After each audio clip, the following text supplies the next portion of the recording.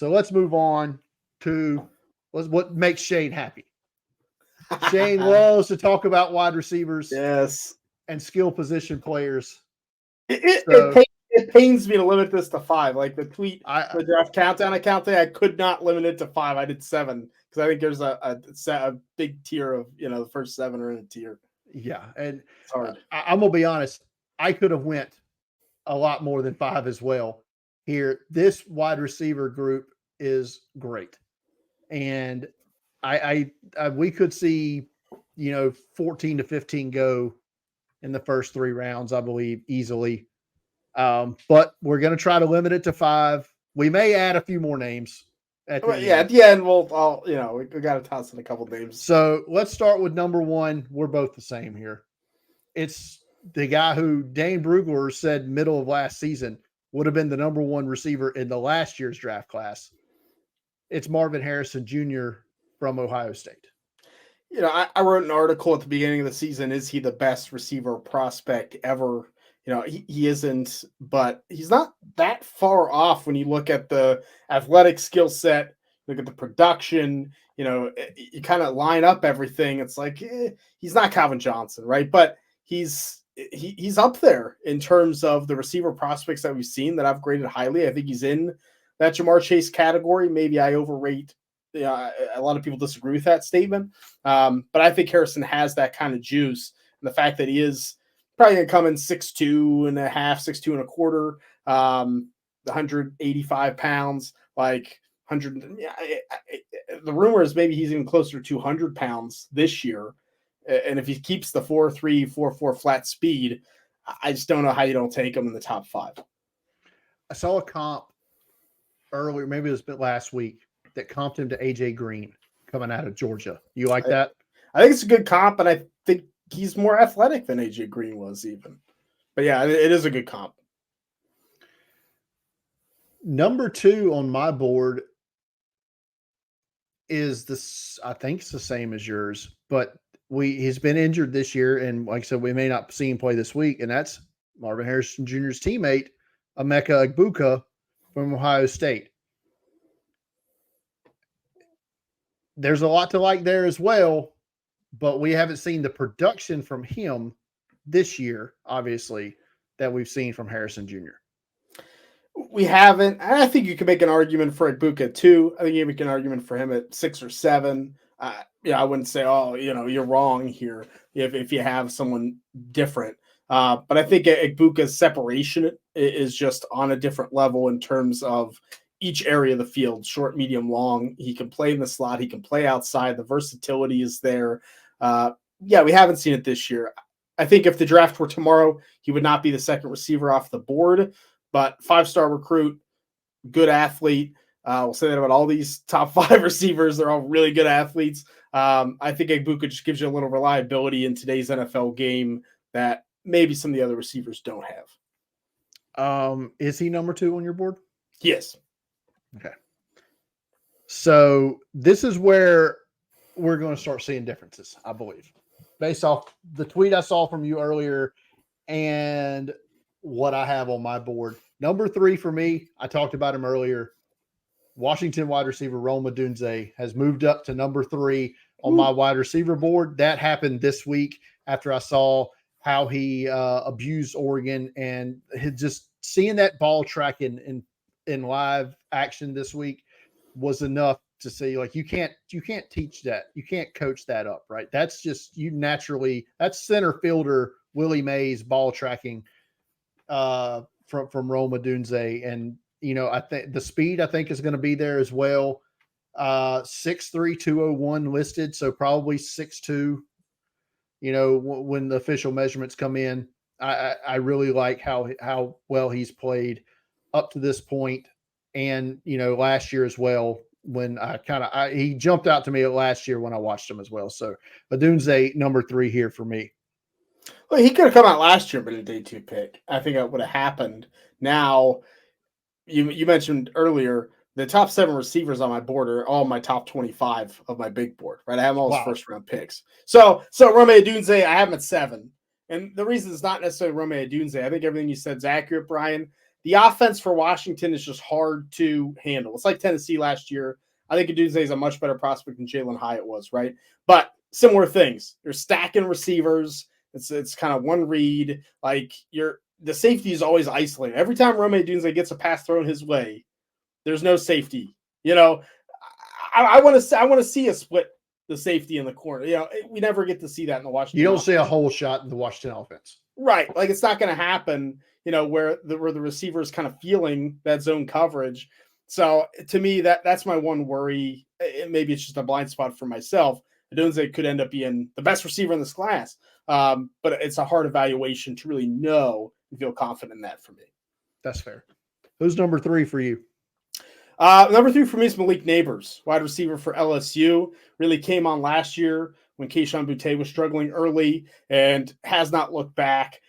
He's on the smaller side, kind of, and we have a number of these guys, these kind of smaller athletic receivers, 6 foot, 190. But man, it's such a natural pass catcher, and then he turns into a running back after the catch.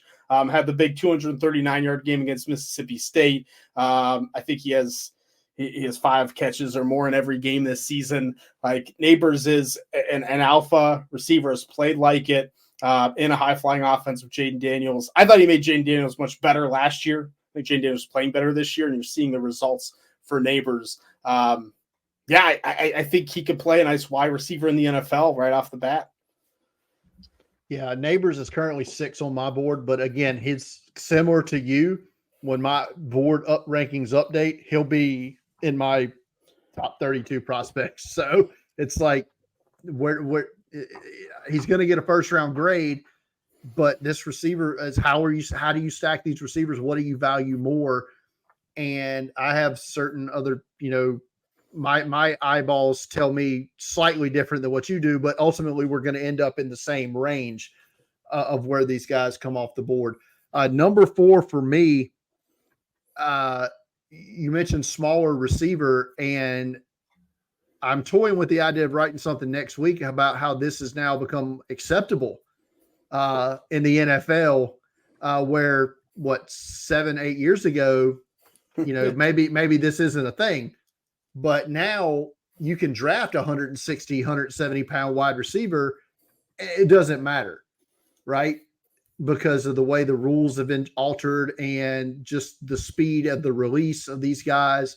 So Xavier Worthy from Texas, to me, comes in at number 4, and his speed, it could be maybe of this whole, he could be maybe the fastest receiver in this class, or at least of the guys that are going to go probably high.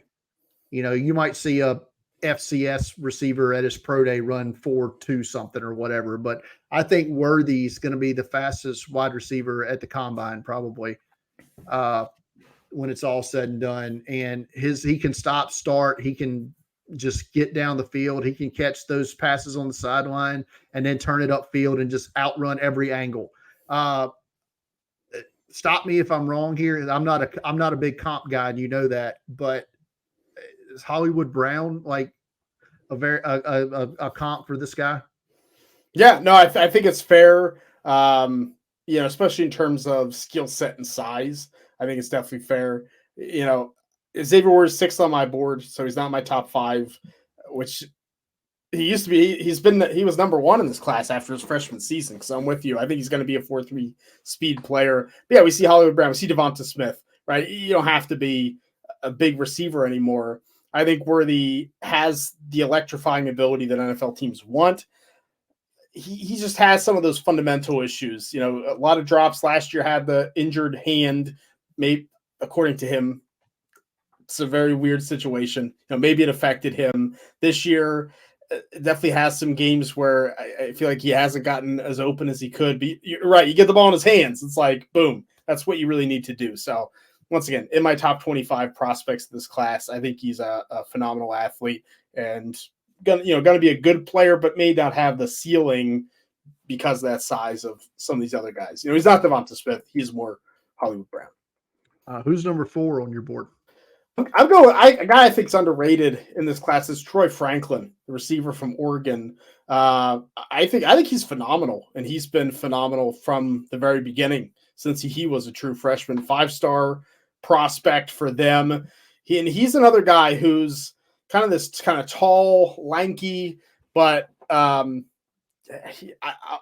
be surprised if he makes it into the 190s weight wise. Like I don't think he's that heavy. But I mean, another very like speed receiver that long strides with the lack of weight. He just gets behind you, can catch the long pass, really good on the sideline, really good footwork. I love his route running ability. You know, Oregon's not a school that runs a ton of routes, but it seems like they opened the route tree a little more this year for Troy Franklin to let him do some different things and change up the film. Maybe I'm wrong in my assessment there, but it's really, I think he's a smart receiver who dominated Washington. I mean, he was dominant in that game. So I'm a big fan. I think he's like I said, I think he's underrated and should be in the first round conversation. I have Franklin at 7 currently on my board, but again, like I said, when I redo my board, he could end up in that first round range as well. That means we have the same 5 then, right? I think. I believe that's where we're going to end up here. Yeah, at number 5 is going to be Keon Coleman. Is that who's number 5 for you? Yes, number 5 on my board. Yep. The wide receiver from Florida State, transferred from Michigan State. Great size, right? 6'4", 200 pounds. Looks every bit of 210, 215. Like he's rocked up, rock solid. Can go up and get that 50-50 ball. Can make the ridiculous catches. He runs great routes. His hands are great. And then as we see this week, the man can return punts. Yeah. What's not to love about the value there, right? That you're going to get in the 20s, probably. You get 2 starters in one spot. Yeah, I think him and Worthy are probably 2 of the better punt returners in the class too. Right. So, you know, how are you not taking those guys? Yeah, I love Keon Coleman because you're getting, you know, the 6'4", probably up to 210, 215 this year.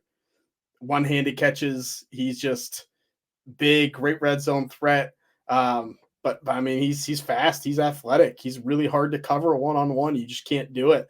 I think NFL teams are just going to love that because there's not really outside of Harrison, another X receiver, right? And so I think Keon Coleman is your shot at that kind of play. We saw Jonathan Mingo go way too high because he's an X receiver, and there weren't a ton in this last class. I think Keon Coleman could be the same way. Speaking of Jonathan Mingo and, you know, those receivers that similar profile to Jonathan Mingo is number 9 on my board, Xavier Legette. I don't know where he ended up on yours, but that's a similar profile, right? It's 16 on mine, but you know, it's fair. But a late breakout, like, you know, at least he's breaking it. Jonathan Mingo didn't even break out. He didn't even have any production. That's true. Xavier That's Legette, true. At least Legette's at least producing at a very high level this year. Round out your top 10 quickly. 8, 9, 10. Yeah, 8's Jalen McMillan from Washington. So Rome, he was hurt. 9 also 8 on my board. There you go. Malachi Corley from Western Kentucky is 9 on my board. 11 on mine. Big fan. And then Roman Wilson, we talked about, is 10. And I'm going to give one more. Adonai Mitchell from Texas. AD Mitchell's really moving up. I have not watched Texas yet, so we talked about that last week. I don't have him yet. But 10 on my board is Jacob Cowing from Arizona. Yeah, also having a great year. So Jalen Polk. Where's your boy Juice Wells? I know he hasn't played much this year for South Carolina. Still holding at 14 on my board. But continued. I keep bumping him down, like, because I see these other receivers, and I move like I moved Johnny Wilson ahead of him this week. Oh, yeah, I can't do that, but yeah, I know. Who further down the board do you really like as a sneaky guy? Devontae Walker came back from North Carolina these last 2 weeks. Tez Walker got 3 touchdowns for UNC. I think if he keeps playing like that, I think he could end up in day 2. Jamari Thrash at Louisville, Georgia State transfer. Yeah, having a big year